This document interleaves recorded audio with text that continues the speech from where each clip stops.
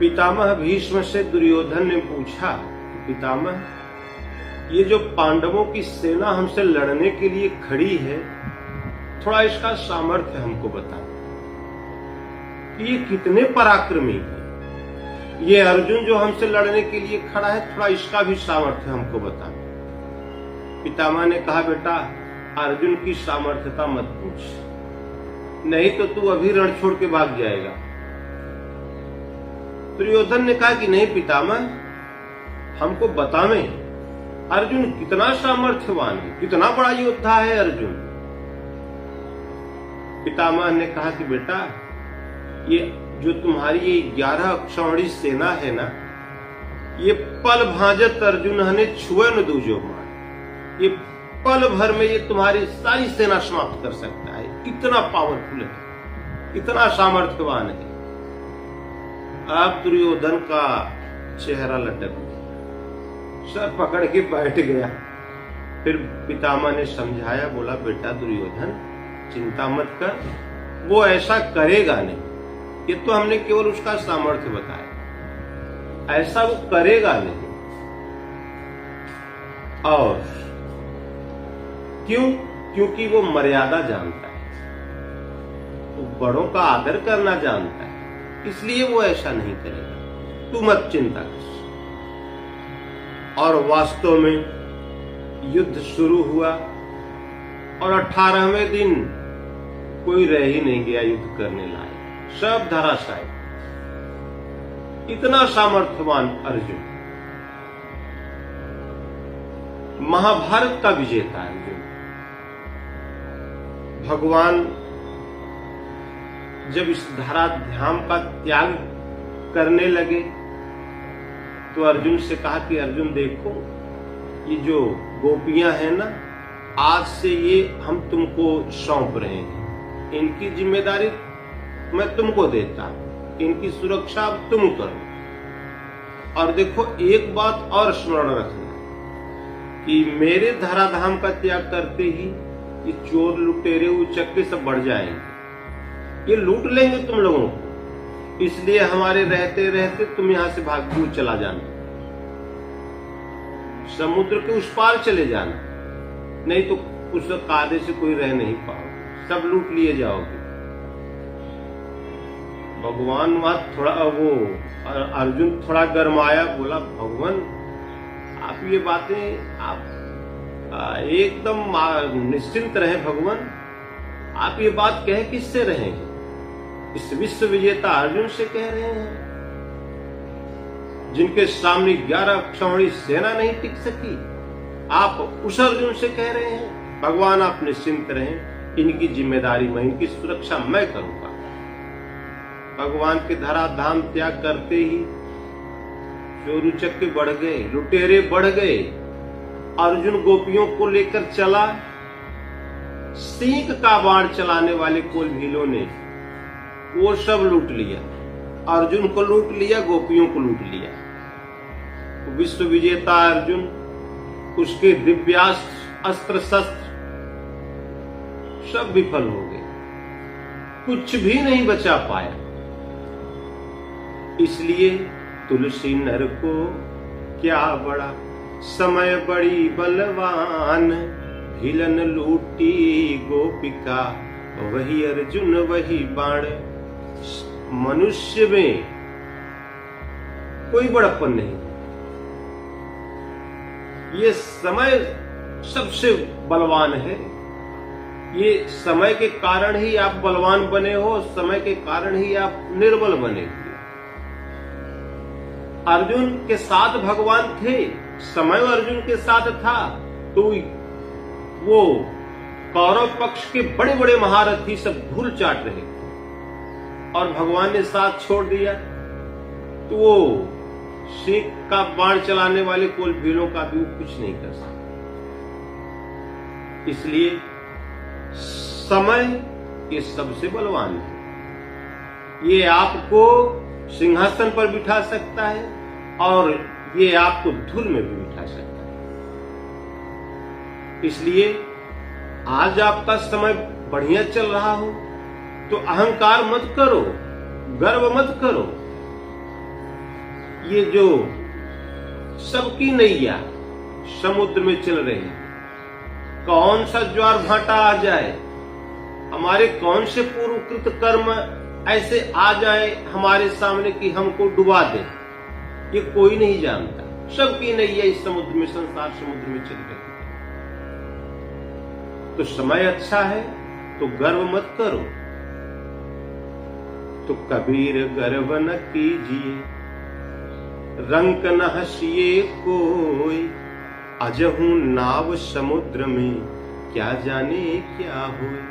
सबकी, हमारी आपकी सबकी नैया इस संसार समुद्र में चल रही, कब किसके साथ क्या हो जाए ये कोई जानता ही। इसलिए समय आपके अनुकूल है और आपकी दृष्टि में कोई रंक, कोई गरीब दृष्टि में आपके पड़ ही जाए तो उसका सहयोग करें, उस पर हंसो मत। वो हंसने की चीज नहीं है, वो सहयोग करने के लिए, भगवान ने उसका सहयोग करने के लिए आपको बड़ा बना दिया। और आप बड़े बने हो तो उसका घमंड मत करो, गर्व मत करो उसका। ये जो समुद्र में सबकी नैया है, कब किसकी नैया पलट जाए कोई नहीं जानता। और यह जो समय हमारे अनुकूल अथवा हमारे प्रतिकूल होता है ना, इसमें किसी का दोष भी नहीं होता। हम गरीब हैं तो इसमें किसी का दोष नहीं, हम बड़े आदमी हैं तो इसमें भी किसी का दोष नहीं। इसमें जो शुभाशुभ जो हमारे पूर्वकृत कर्म है, ये उसका परिणाम, ये उसी का रिजल्ट है जो हमारे सामने सुख अथवा दुख बनकर उपस्थित है। तो नहीं को जग सुख दुख कर दाता, इस संसार में आपको कोई सुख प्रदान कर दे ये हो ही नहीं सकता, किसी काल में संभव नहीं। कोई आपको दुख दे दे, रंच मात्र भी दुख दे दे, ये भी कभी संभव नहीं। इस संसार में कोई आपको न तो रंच मात्र सुख दे सकता है, न तो कोई दुख ही दे सकता है। तब ये हमारे सामने सुख अथवा दुख आते क्यों? तो कहते हैं कि ये निजकृत कर्म भोग सब भ्राता, ये हमारा ही पूर्व जन्म का कोई किया हुआ कर्म है जो हमारे सामने सुख अथवा दुख के रूप में उपस्थित है। किंतु किसी का समय खराब होगा, चल रहा हो तो उस पर हंसो मत, उस पर दया करो, उसका सहयोग करो। क्यों? क्योंकि सब दिन एक समान नहीं होते। भगवान राम, एक दिन राजा रामचंद्र जी विहरत पुष्प विमाना। एक बार भगवान राम के पास ऐसा समय हुआ कि पुष्पक विमान में चल रहे थे। और एक बार ऐसा भी समय आया कि एक दिन सीता करे रुदनवा, खबर लेत हनुमाना, सब दिन होतना एक समाना। एक दिन ऐसा भी आया कि सीता जी का हरण हो गया। पेड़ों से पूछ रहे थे, लताओं से पूछ रहे थे, तुमने सीता को देखा? बिलक बिलक कर रो रहे थे। हनुमान जी गए खोज करने। तो समय कब किसके अनुकूल कब किसके प्रतिकूल हो जाए ये कोई नहीं जानता। एक समय था युधिष्ठिर के घर में भगवान पत्तल उठाया करते उनके यज्ञ में। तो एक दिन राजा युधिष्ठिर के घर सेवक श्री भगवान, सेवक के रूप में भगवान खड़े थे। और एक समय ऐसा आ गया कि एक दिन द्रौपदी करे रुदनवा, चीर दुशासन ताना, सब दिन होत ना एक समान। एक दिन ऐसा आया कि द्रौपदी का चीर हरण हो रहा था, वहीं सामने सब बाहुबली पांचों के पांचों बैठे थे। पितामह भीष्म गद्दी की मर्यादा रखने वाले बैठे थे। कोई कुछ नहीं कर सकता, सब मुंह नीचे करके लटकाए बैठे। इसलिए समय बहुत बलवान है।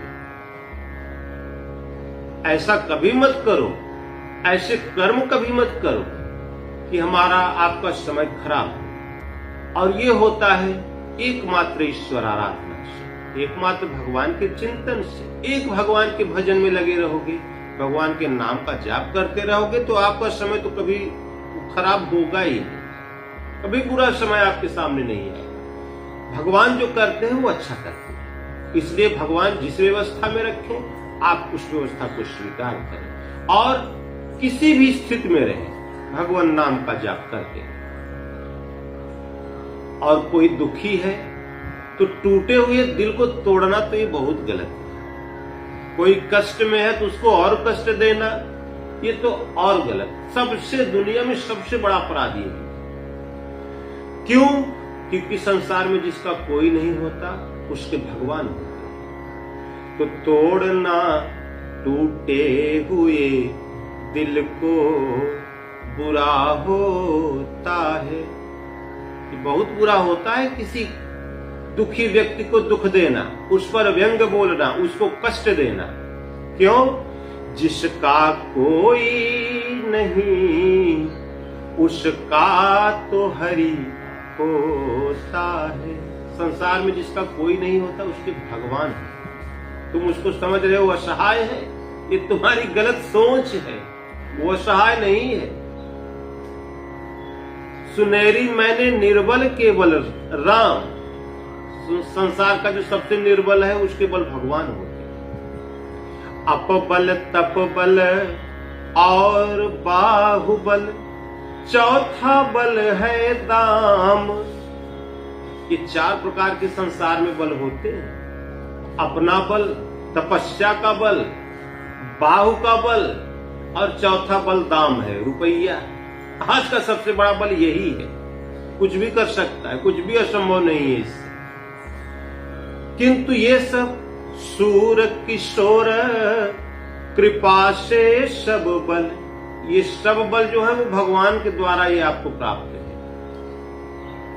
और इनमें से जिसके पास कोई बल नहीं है, आपके पास यदि इसमें से कोई बल न होना तो आप भगवान के आश्रित हो जाओ। तो क्यों? क्योंकि ये सभी बल जो लोगों को मिले हैं ना, ये भी भगवान की ही कृपा से मिले हैं। आप भी उन्हीं भगवान के आश्रित हो जाओगे तो ये बल आपके साथ भी हो जाएगा। तो शूर किशोर कृपा से सब बल, हारे को हरि नाम सुनेरी मैंने निर्बल के बलराम। निर्बल हो, आपके पास कोई बल नहीं है तो आप भगवान के आश्रित हो जाओ। दुनिया के सबसे पावरफुल व्यक्ति आप हो जाओगे। भगवान जिसके साथ हो गए उसके साथ संसार में उसका कोई बाल भी बांका नहीं कर सकता। दुनिया का सबसे बलवान व्यक्ति वही होता है। एक साधक कहता है कि मांग कर तुझसे खुशी लूं, ये मुझे मंजूर नहीं। किसका मांगी हुई दौलत से भला होता है। लोग जप करेंगे, तप करेंगे, यज्ञ करेंगे, दान करेंगे, पुण्य करेंगे, बाद में भगवान से कहेंगे कि भगवान हमारी ये इच्छा पूरी हो जाए, भगवान हमारे गाड़ी हो जाए, हमारे ये थोड़ा सा ये ईंटा जुड़ जाए। भगवान कहते हैं कि जप तप करके स्वर्ग कमाना, यह तो काम मजूरों का। देना सब कुछ, लेना कुछ नहीं, पाना जाकर झूरों का। ये सब कुछ भगवान को समर्पित कर दो। भगवान से कभी कुछ मत मांगो। भगवान से कह दो भगवान आपकी जो व्यवस्था है उसी में संतुष्ट है। ये तो मजूरों का काम। भगवान कहते हैं लोग मुझे भजकर स्वर्ग तक की कामना करते हैं और मैं उन्हें विशाल स्वर्गलोक का दिव्य भोग भोगने को देता। किंतु क्षीणे पुण्य मर्त्यलोकम विशन्ति, जहां पुण्य क्षीण हुआ फिर वो मृत्युलोक में आकर मिलता। इसलिए भगवान से खुशी मत मांगो, भगवान से कुछ मत मांगो। मांग कर तुझसे खुशी लूं, भगवान मैं दुख में हूं और आपसे खुशी मांग लूं, ये तो मुझे स्वीकार नहीं। क्यों? किसका मांगी हुई दौलत से भला होता है।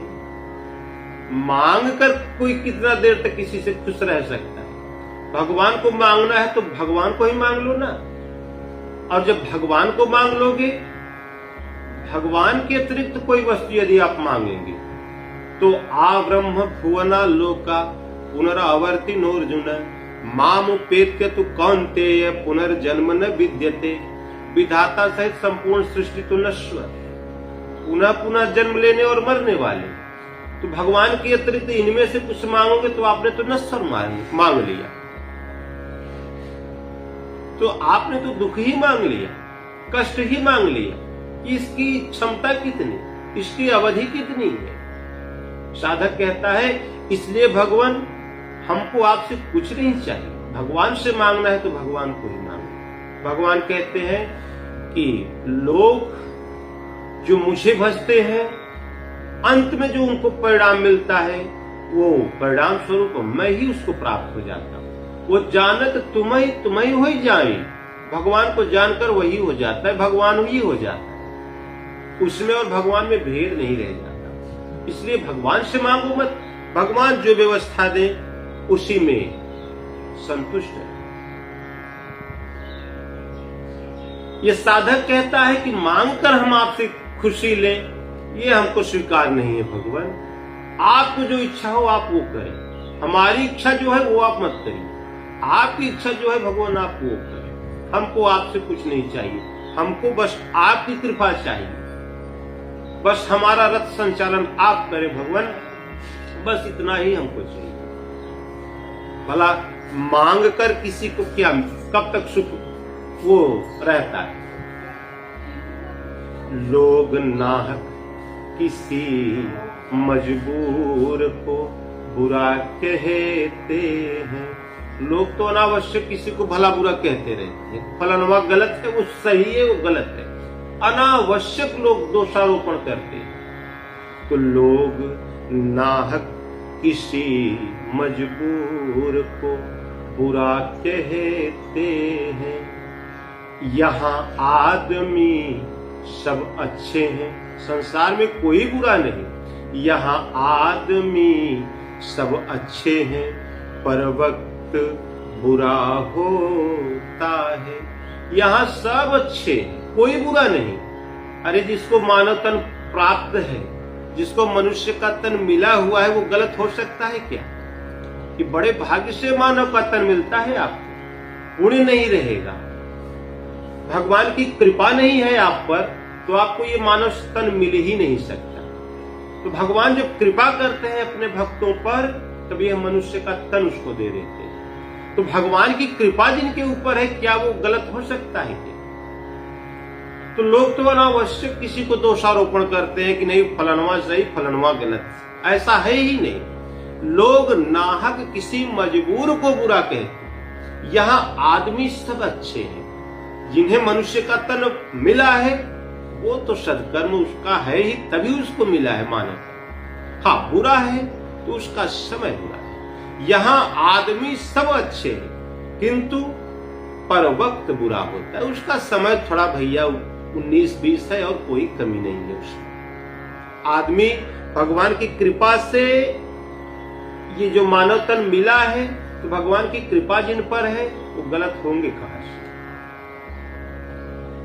और जिसको करें क्यों करें फरियाद ये अपनी, हम भला कहें किस और क्यों कहें अपनी बात, हम किसी से भला क्यों करें? हम क्यों कहें किसी से अपनी बात को, अपने दुख को हम कहें किससे? क्या कोई बांट लेगा क्या? हमारे पास जो कष्ट है क्या उसको कोई बांट लेगा क्या? जो हमारे भाग्य में लिखा है क्या उसको कोई बदल देगा क्या? जितना तकदीर में लिखा अदा होता है, जितना भाग्य में लिखा है वो तो भोगना ही पड़ेगा, उसको आप बदल नहीं सकते, वो तो भोगना ही पड़ेगा, उससे आप भाग नहीं सकते। हमने बताया ना कि ये निजकृत कर्म है, ये अपने ही पूर्व जन्म के कर्म हैं जो आज हमारे सामने सुख दुख के रूप में उपस्थित है। तो जितना तकदीर में लिखा उतना तो आपको भोगना ही पड़ेगा, उससे आप भाग नहीं सकते। और इससे बचने का एक उपाय बताते हैं कि जो हमारे भाग्य में लिखा हुआ है वो मिटे कैसे, उससे हम बचे कैसे। तो भगवान का एक सिद्धांत काकभूषुंड जी महाराज गरुड़ जी को बताते हुए कहते हैं कि हे गरुड़ जी, ये गरुड़ सुमेरु रेणु समताही राम कृपा कर चितवा जाही।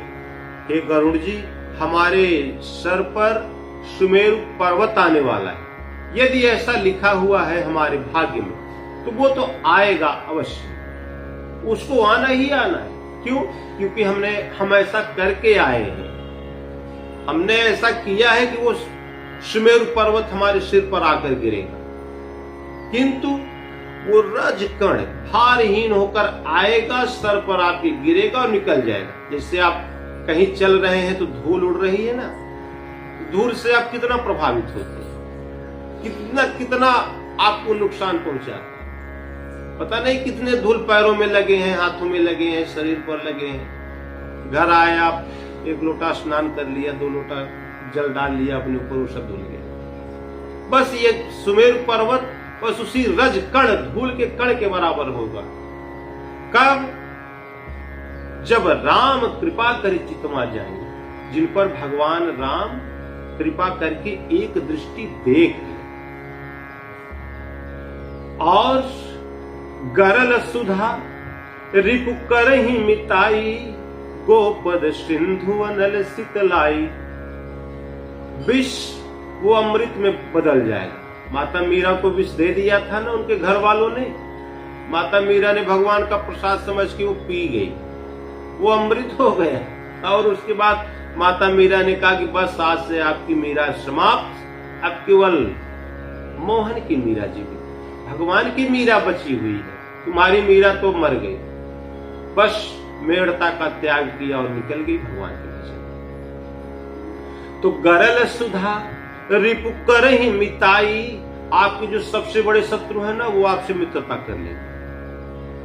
और गोपद सिंधु अनल शीतलाई, ये जो संसार सागर है ना, जो अथाह दिखाई पड़ रहा है, तमाम दुख के थपेड़े लग रहे हैं आपको, काम क्रोध लोभ मोह मद मत्सर्य, ये जो विकारों का जो एक रेला चल रहा है आपके पीछे, जो आपको भगवान में आपके मन को नहीं लगने दे रहे हैं, इतना भयंकर संसार समुद्र, ये आप सहज ही इसको पार कर जाएंगे। जैसे गाय के खुर के गड्ढे हैं, तो आप एक कदम जब बढ़ाते हैं तो गाय के खुर के कितने गड्ढे टाँग जाते हैं, पार कर जाते हैं, 2-4 तो पार कर ही जाएंगे।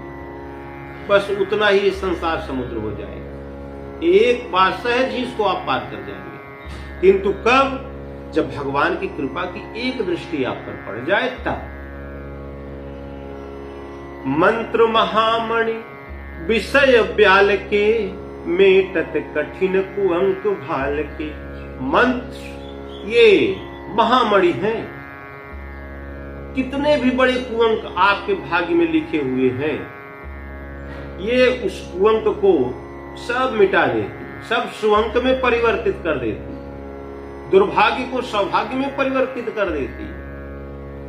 इस मंत्र में इतनी सामर्थ्य है। इसलिए कितना भी आपका दुर्भाग्य आपका पीछा कर रहा हो, एक भगवान के शरण में होकर उनके नाम का जाप करो, आरंभ कर दे, आज से अभी से आरंभ कर दे।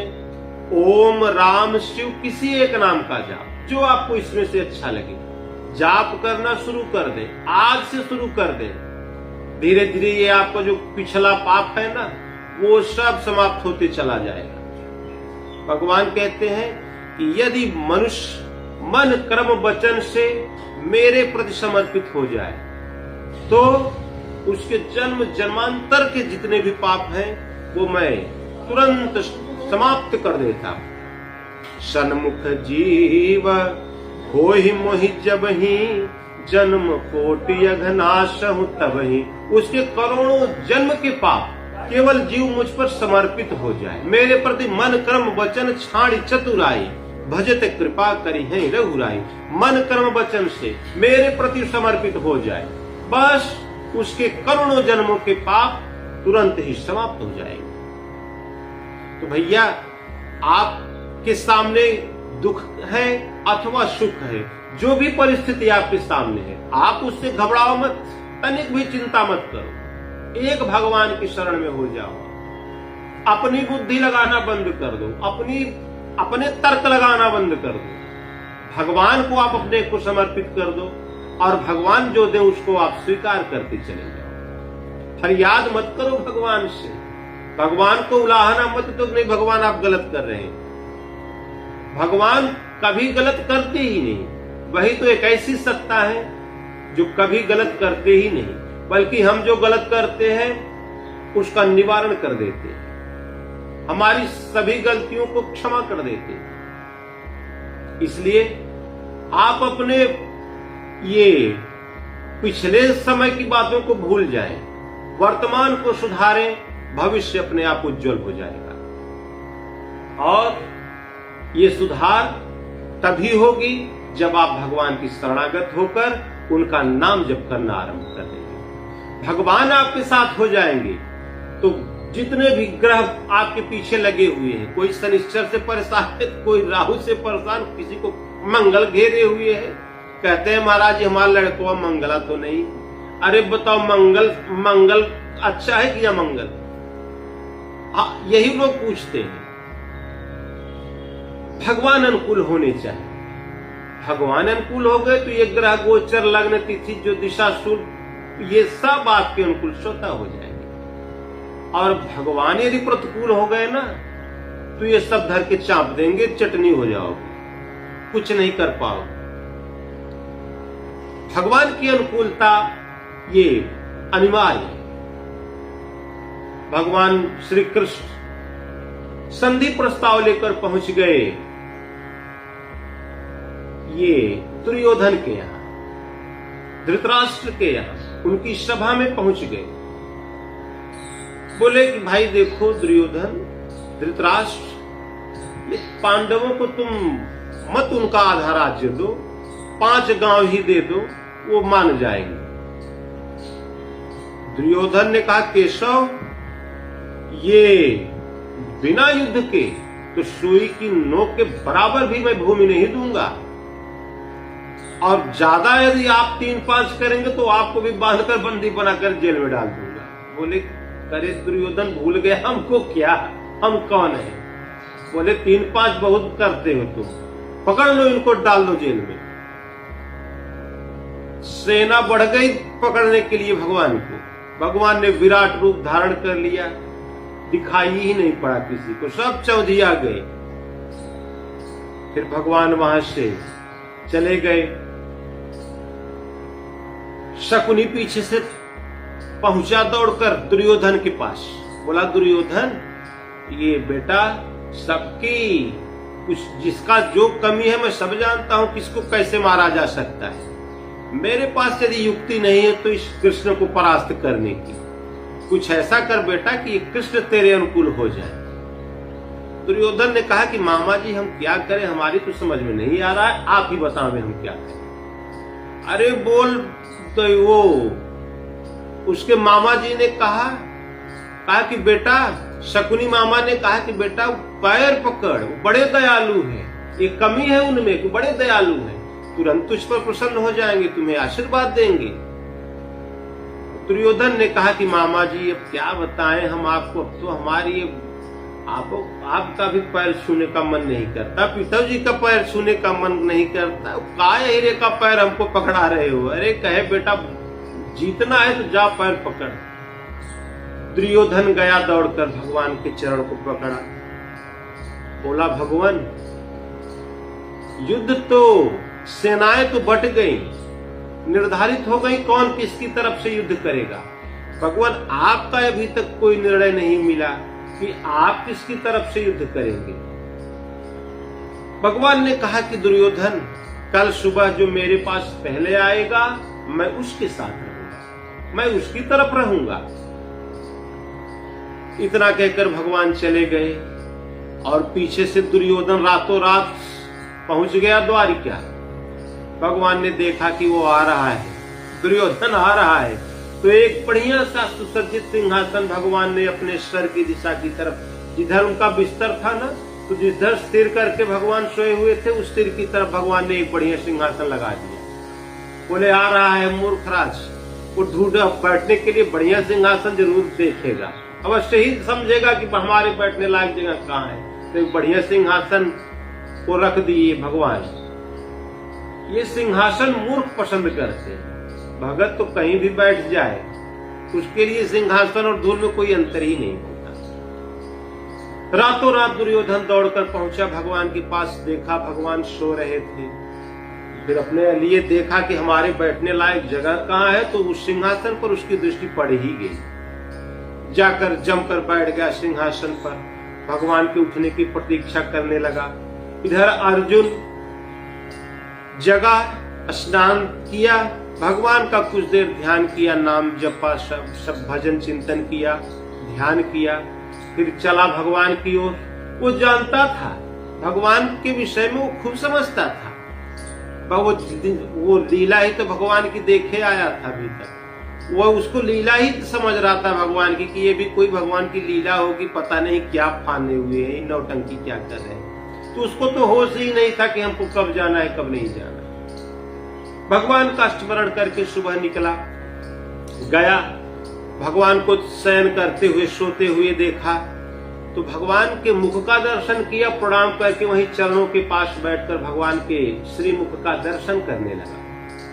इतने में भगवान की आंख खुल गई और पहली दृष्टि भगवान की अर्जुन पर पड़ी। भगवान ने तुरंत कहा, अरे अर्जुन तुम कब आए? इतने में पीछे से दुर्योधन बोला कि केशव ये नहीं, पहले मैं आया। भगवान ने कहा कि अरे भाई, अब तुम इधर बैठे, पीछे बैठे थे, हमारी दृष्टि पहले अर्जुन पर पड़ी है, तो पहला और दूसरा तो तब माना जाता है जिस पर पहले दृष्टि पड़ जाए। तो हमारी अर्जुन पर दृष्टि पड़ी, इसलिए हम तो भाई यही मानेंगे कि पहले अर्जुन ही आया। दुर्योधन ने कहा कि यार ये फिर ठग लिया क्या हमको? बोला कि नहीं केशव, आप अर्जुन से पूछो कौन पहले आया। अर्जुन ने कहा कि भगवान पहले तो यही महानुभाव आए हुए थे। भगवान ने कहा कि ठीक है भाई, तुम लोग देखो विवाद मत करो, झगड़ा मत करो, अब आए दोनों हो तो दोनों को तो कुछ न कुछ मैं दूंगा। ऐसा करो दुर्योधन, ठीक है पहले तुम आए भाई, तो पहले तुम ही मांग लो। मेरे पास देखो दो वस्तुएं हैं, एक तो मैं स्वयं अकेला हूं, किंतु न तो मैं युद्ध करूंगा, न अस्त्र शस्त्र उठाऊंगा, मैं कुछ भी नहीं करूंगा। और दूसरी हमारी अजेय नारायणी सेना है, जो आज तक कभी पराजित हुई ही नहीं। तो जो तुम्हारी इच्छा हो भैया, इन दोनों में से मांगो, जो तुम्हारी इच्छा हो ले लो। दुर्योधन ने सोचा इनको शस्त्र, जब इनको शस्त्र नहीं उठाना है, युद्ध नहीं करना है, तो क्या हम चल के वहां इनसे बांसुरी बजवाएंगे युद्ध स्थल पर? ताता दिन न डांस करवाना है हमको क्या? बोले भगवान ऐसा करें, आप हमको अपनी नारायणी सेना दे दो। भगवान ने कहा यो मस्त। भगवान ने दे दिया नारायणी सेना। दुर्योधन गया जब सेना की, अपनी वो नारायणी सेना के बीच खड़ा हुआ, बड़ा प्रसन्न हुआ, मन में उसके आ गया कि अब भला हमारा कौन क्या कर लेगा। फिर भगवान ने अर्जुन से पूछा कि अर्जुन भाई, अब तो केवल मैं ही बचा हूं। अर्जुन ने कहा भगवान, यदि आप पहले हमें मांगने के लिए कहते तब भी मैं आपको ही मांगता। भगवान हमें कोई बल नहीं चाहिए, संसार की कोई बल, कोई व्यवस्था हमको नहीं चाहिए। भगवान किसी काल में हमें केवल आपकी आवश्यकता है। भगवान, अर्जुन ने भगवान को मांग लिया। युद्ध आरंभ हुआ, नारायणी सेना सहित समेत वो सब कौरव समाप्त हो गए और विजेता हुए पांडव। तो यत्र योगेश्वर कृष्णो, जो संपत्ति, जिस संपत्ति के लिए वो दुर्योधन धृतराष्ट्र लड़ रहे थे ना, वो सब मिल गया पांडवों।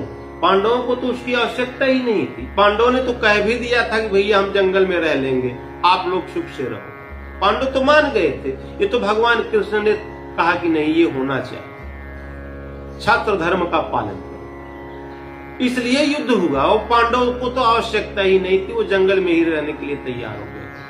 तो जो कुछ दुर्योधन के पास था, जो कुछ दुर्योधन के लिए पिताश्री ने बनाया ठाट बाट, वो सब पांडवों को सहज ही मिल गया। और युधिष्ठिर ने अपने बेटे को और बड़ा राजा बना दे, और बड़ा राजा बना दे, और बड़ा राजा बनाते बनाते तो 100 के 100 लड़कों को मृत्यु दंड दे दिया। तो जो कुछ भी धृतराष्ट्र के पास था, कौरवों के पास था, वो सब पांडवों को मिल गया। तो जहां भगवान रहते हैं, यत्र योगेश्वरः कृष्णो यत्र पार्थो धनुर्धरः तत्र